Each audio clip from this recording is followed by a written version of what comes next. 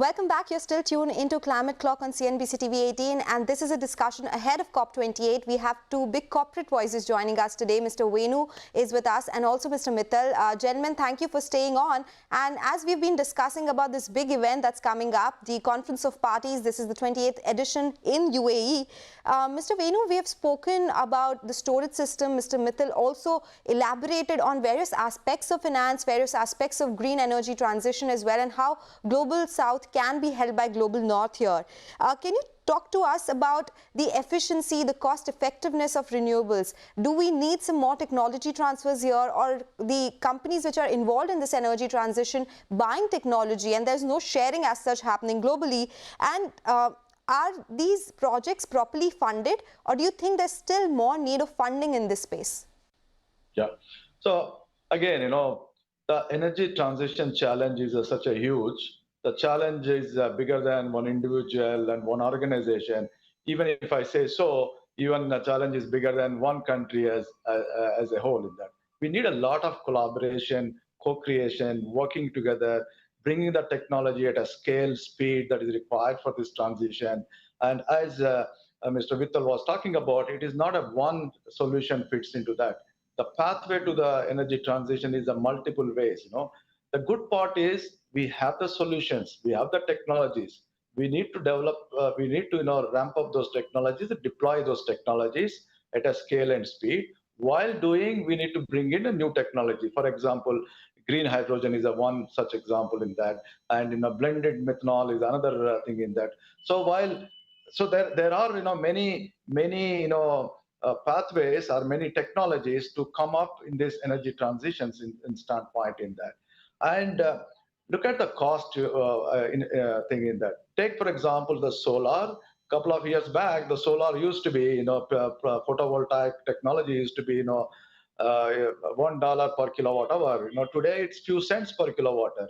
The volume effect as well as the technology evaluation has brought down this cost, which is more affordable today. These are much lower, or it's the same level of fossil or lower than the fossil power plants. And that's why it's making the business case for itself. And same is the case, we see a lot of technologies coming in the transmission, in the distribution standpoint, and a lot of efficiencies also need to come in that. It's not only putting the new,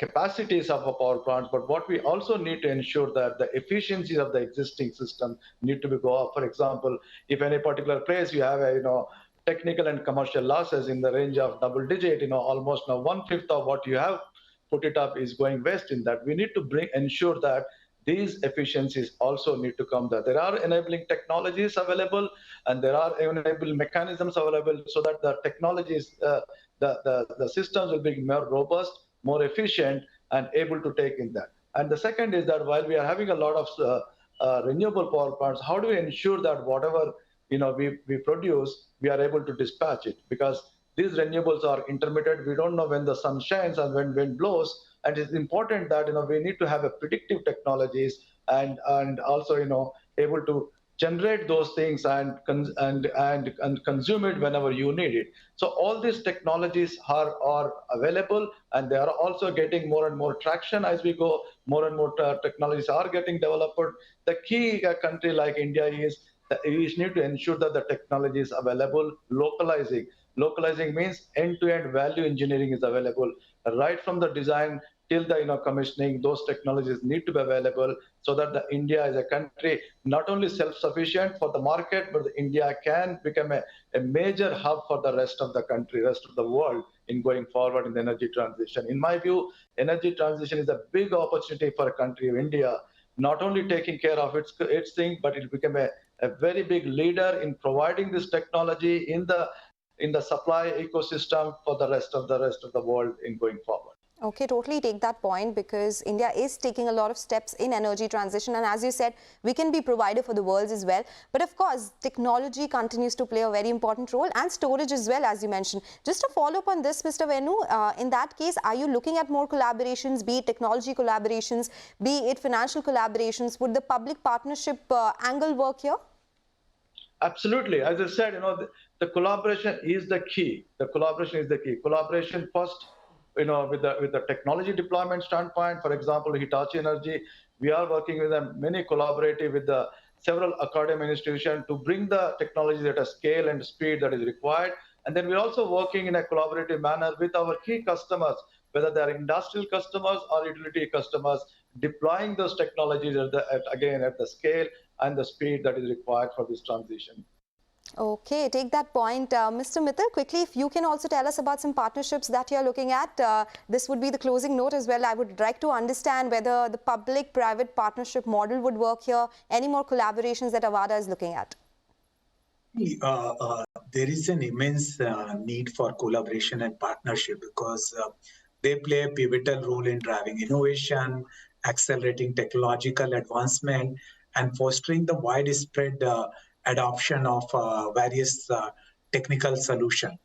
At present, we are actively engaged in collaborative venture and have partnered with players like PTT of Thailand and Brookfield, which is a large fund based out of Canada. They have committed to invest $1.3 billion in our company for green transition.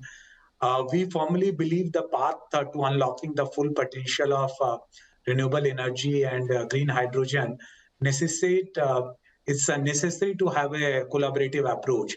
And in global context, PPP is the only way to move forward because these are large infrastructure projects where people need certainty of revenue and stability of the buyer.